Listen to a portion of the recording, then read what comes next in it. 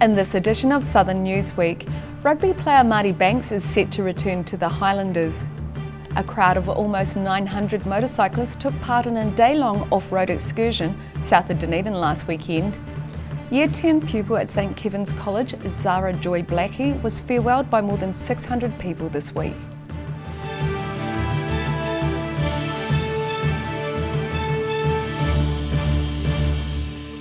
Hello, I'm Melissa Barton. The legend of Marty Banks is set to get another chapter in the South after the first five was named in next year's Highlanders rugby team.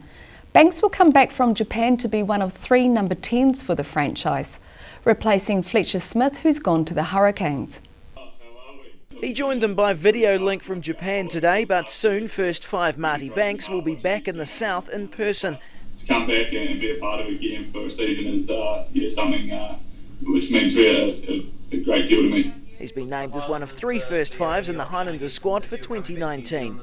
In the end, what we were looking for was somebody just to add a little bit of experience to that group, someone that can mentor those guys through, but also compete and challenge for that number 10 spot. And we feel with all the guys that we assessed, Marty was the best candidate for that role. Banks first played for the Highlanders in 2015, kicking a drop goal in the final to seal the side's one and only Super Rugby title. He was also called into the 2017 side, playing in 15 games and scoring over 100 points. Teammate James Lynch is looking forward to having him back. It's not only how he plays on the field, but it adds a lot to our environment. Like the boys like taking the mickey out of him, so we're looking forward to getting back into that.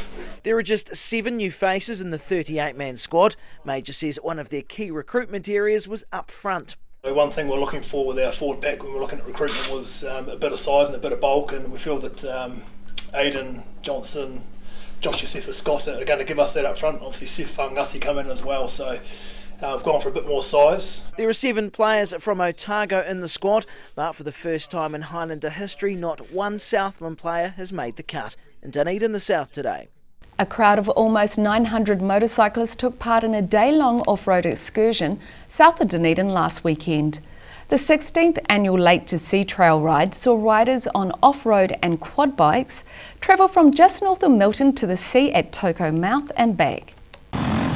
880 riders of trail, enduro and quad bikes departing from behind Milton Prison into the hills and towards the coast and back. The main trail was over 120 kilometres long, with a slightly shorter trail aimed at younger and beginner riders. It's a family activity we can all do. We've all got our own bikes, we all get out there and do it. Over 30 marshals helped the riders along the way, with the emphasis on having fun rather than making the best time. The course traversed 3 different forest companies and 15 farms. At Crystal's Beach there was a refuel and meal break. Then, after riding south along the beach, they headed back inland near Toko Mouth. Weather and track conditions were much better than on some previous years, and riders enjoyed their day. It was pretty good. It was quite dry compared to other years, so yeah, it wasn't too technical. No, I loved the day. It was good fun, yeah. The main trail featured side tracks for those craving extra off-road excitement, which did make for some potential confusion.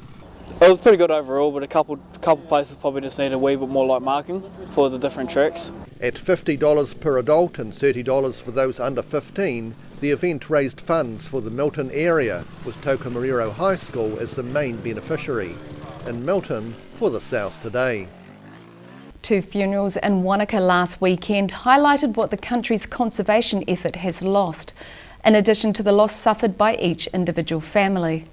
Alpine Helicopters director and pilot Nick Wallace was the first to be given a send-off at the company's hangar at Wanaka Airport last Saturday. The following day, Department of Conservation Senior Ranger Paul Hondelink's funeral was at the same venue. Tears and tributes flowed for pilot Nick Wallace and Senior Dock Ranger Paul Hondelink at Wanaka's airport over the weekend. Both men, along with Dock Senior Ranger Scott Theobald, died in a helicopter crash near Wanaka Airport on October the 18th. Dock Director General Lou Sanson says the men led the conservation field. Well, you can see today it goes right back to Sir Tim Wallace and that relationship with Department of Conservation right back to 1987. We're linked at the hip. The Wallaces fundraise for conservation. The 4 boys have been instrumental in doing pest control, taking tourists into the Alps. They are part of the whole system. And yeah, it's a tragedy for us all. Sanson says the men took huge pride in their work and were innovators in predator control. These guys were brave. These guys both had two great breakthroughs, the Judith goat technology, a GPS around a tar or a goat neck, and the conservation dogs. They were planning to shoot a high number of tar in the Landsborough Valley as part of the government's efforts to cull thousands of wild goats. Sanson says that's now under review. The tar operation is suspended at the moment, but on the margins of the funerals, we've been talking to pilots and people, and we will get back into it, but we will need to think through how we do it now with the loss of two of our best, but we will keep going. After Saturday's service, Nick Wallace's coffin was carried to a helicopter and, in tandem with a second chopper, spiralled upwards high above the airport. In Wanaka, the South Today. Zara Joy Blackie, a Year 10 pupil at St Kevin's College, was farewelled by more than 600 people at the school's chapel at a service tinged with sadness and laced with humour this week. The 14-year-old's funeral was held at the Oamaru Elim Church on Monday. She died after being struck by a car in an alleged hit and run on State Highway 1 the previous week. Her fellow pupils welcomed her with an emotional haka as her dark-coloured wood casket, adorned with prints of white flowers in her name, with red roses on top, was carried in by her family. Speaking at the service, Zara's mother, Wendy Blackie, said no words could describe her loss. Zara will be laid to rest in her former hometown of Balclutha. A couple of visitors to Pirakanui got a closer view of the inlet than they planned. A rental car had to be abandoned after it was driven into the Pirakanui Inlet, north of Dunedin, during low tide and became stuck in the sand. The car was still stuck in the sand but was no longer submerged once the tide receded the following day. Police say they were called to the car, which was sitting next to the community jetty. Initially, there were concerns people could have been trapped, but as the tide lowered, it was clear no one was inside. Pirakanui resident Jude Newton said she had never seen a car trapped in the sand at that area in the 30 years she'd lived in the coastal village. Coming up after the break, a buller's albatross has been released near Tairoa Head after it was found a long way from the sea. And from green pasture to green cosmetic products, a Dunedin woman's boutique enterprise is taking off nicely.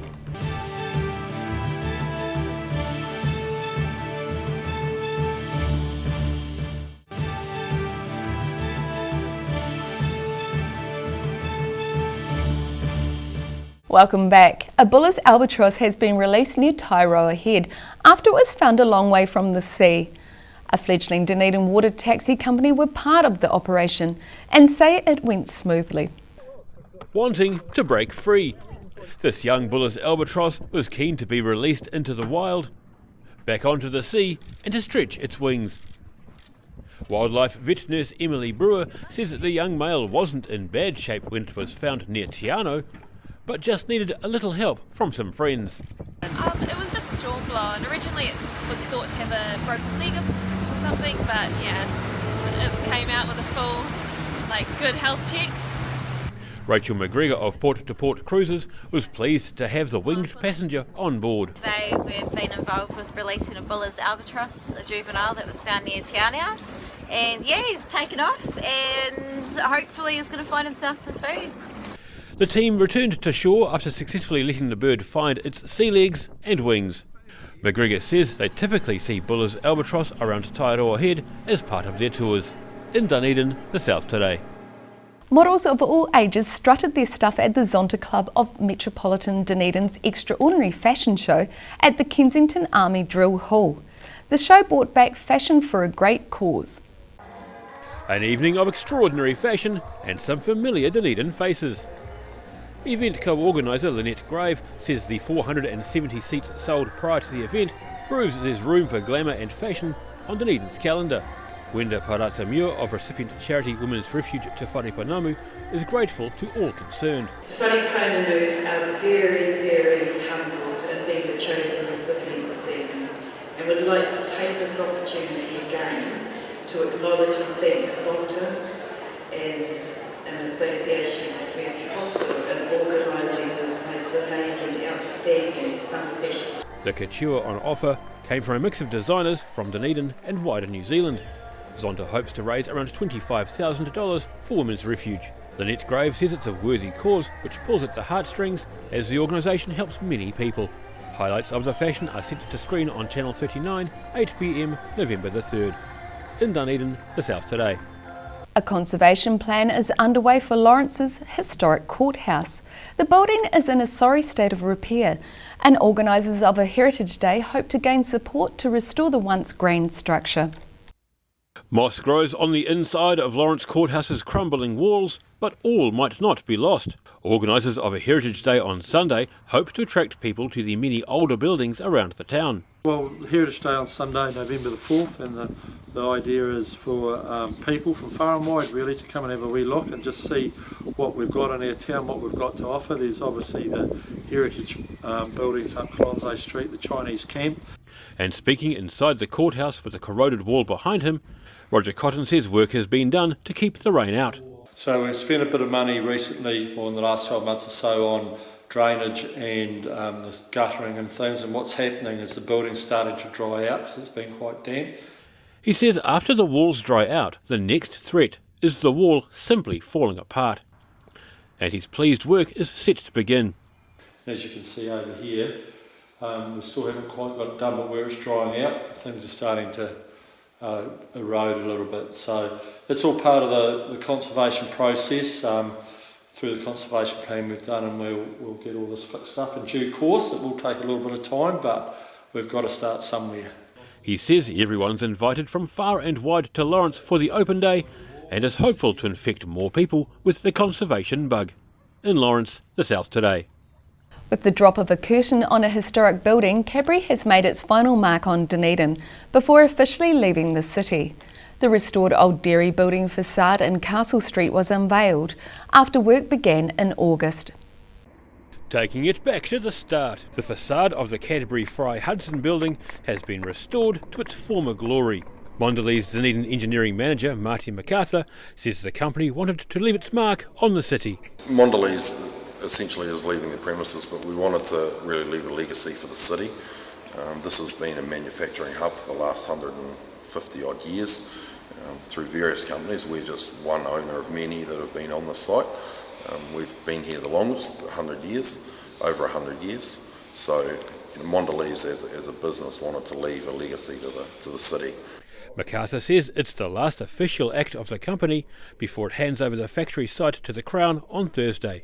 The company announced plans to close the factory in March last year, and in May this year the Ministry of Health revealed it would be part of the site of the new Dunedin Hospital.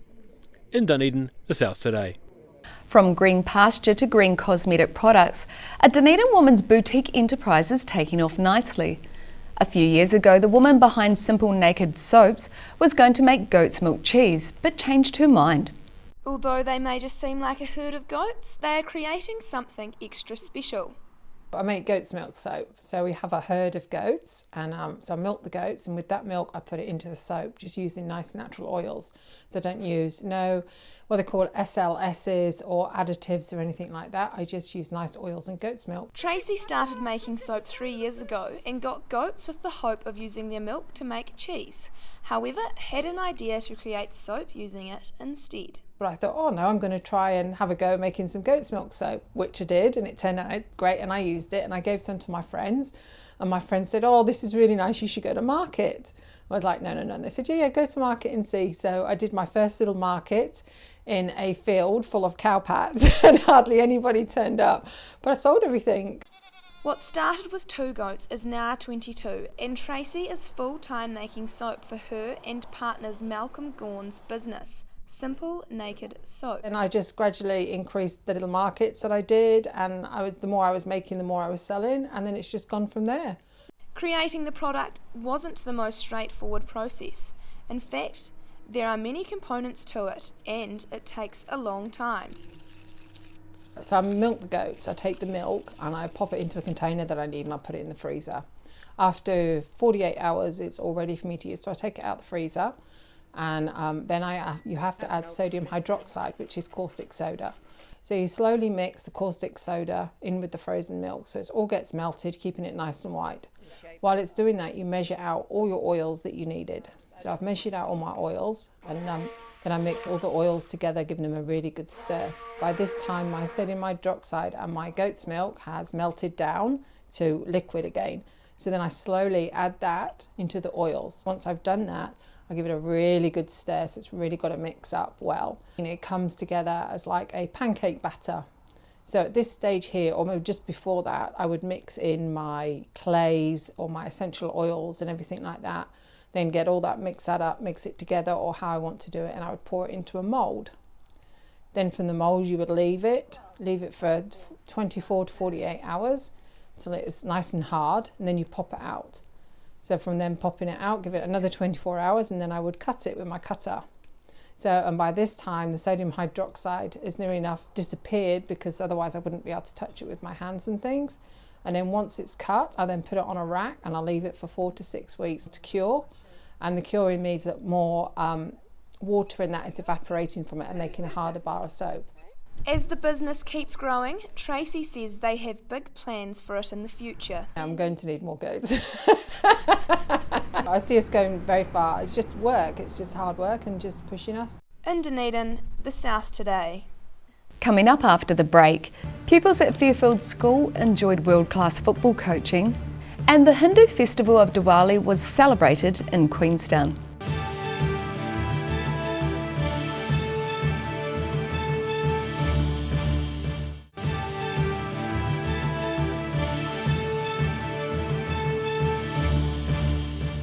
Welcome back. Pupils at Fairfield School have enjoyed world-class football coaching as part of New Zealand's Healthiest Schools Challenge. The aim of the challenge is to build healthy habits into daily life, and organisers are hoping a visit from one of the England Premier League glamour clubs will do the trick. Tottenham Hotspur international development coach Anton Blackwood having his work cut out for him today at Fairfield Primary School. He's in the country as part of the Healthiest Schools Challenge.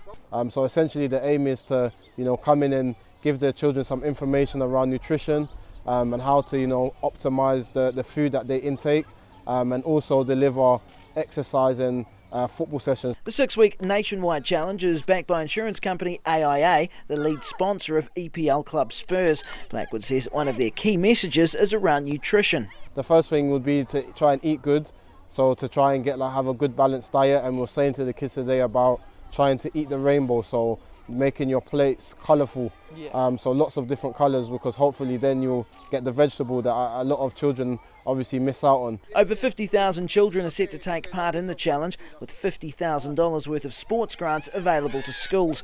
And while football was on the agenda today, Blackwood says the whole idea is to get kids active. First of all, there's a natural passion for sport, so everyone knows the All Blacks, so in England, they're well followed and well documented, so I think sometimes it doesn't have to necessarily be football that dominates, but as long as children have a sporting background, then especially at a young age, then they're able to cross over. New Zealand's Healthiest Schools Challenge runs for the next 4 weeks in Dunedin, the South Today.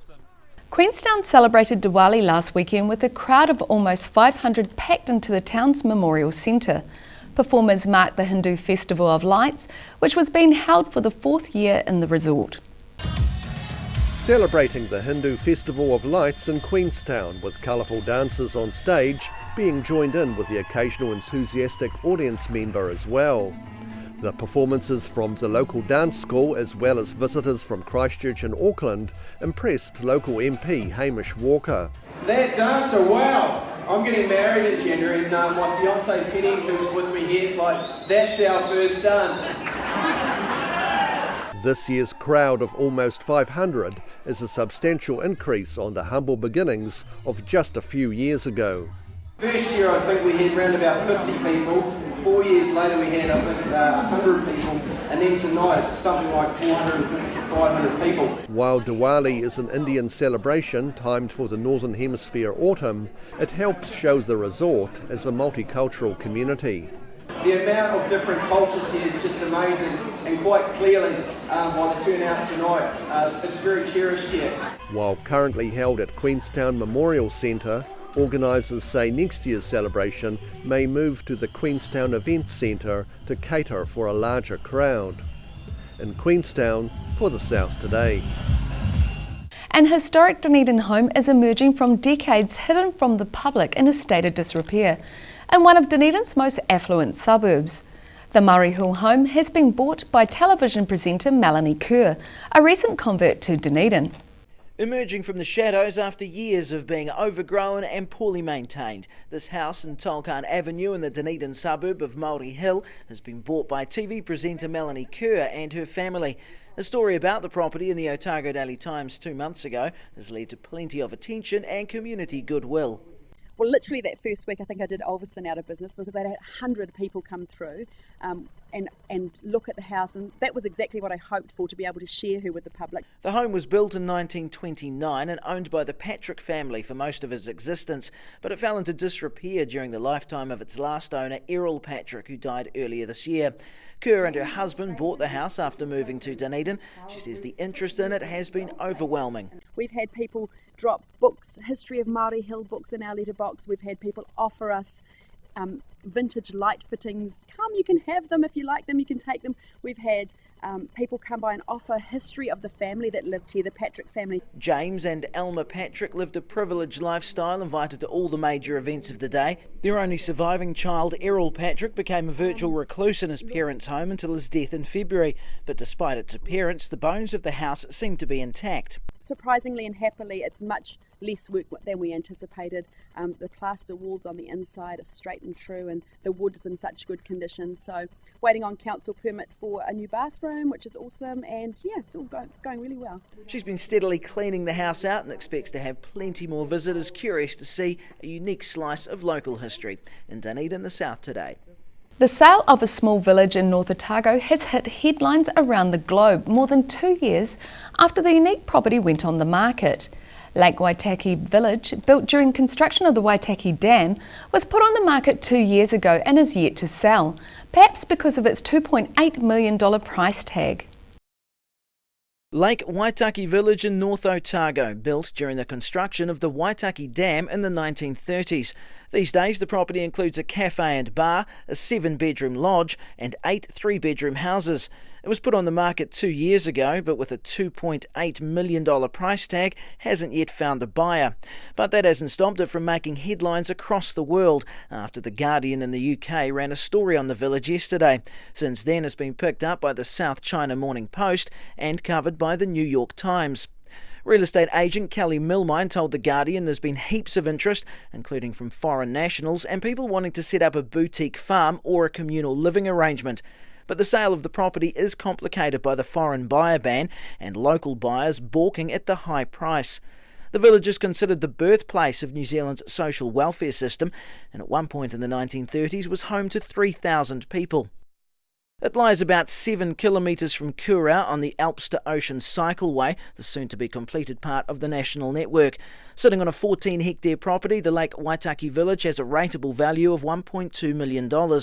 Owner Kevin Brooks says there's a range of options for potential buyers, including caravan parks, tent sites or subdividing. Now all that's needed is a buyer with deep pockets and a vision to breathe life back into a part of North Otago that's been sitting empty since the late 1980s. In Waitaki, the South Today. That's all for Southern Newsweek. Get online and check us out on Facebook or keep up with Southern News via our website channel39.co.nz. I'm Melissa Barton. Thanks for watching.